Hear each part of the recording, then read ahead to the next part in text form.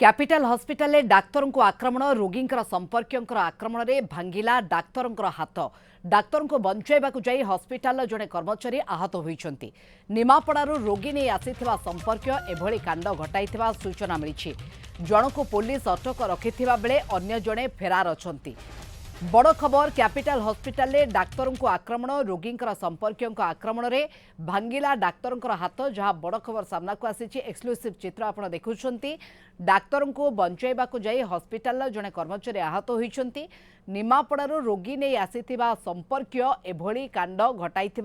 सूचना मिली तेज क्यों कारण एमती गोटे घटना घटी से संपर्क में पुलिस बर्तमान पहुंची छानभिन करिसेंती जन को पुलिस ए अभियोग रे अटक रखिछंती अन्य जने एबे भी फेरार किंतु जहां वर्तमान सूचना आसुची पुलिस रो हस्तक्षेप परे परिस्थिति नियंत्रण करने को चेष्टा करा जाउची जने आक्रमणकारी अटक अन्य जने फेरार अछंती वर्तमान सुधा एवं डाक्तर को अतर्कित भाव में आक्रमण करा जाइछि कैपिटल हॉस्पिटल डाक्तर को आक्रमण करा जाइछि।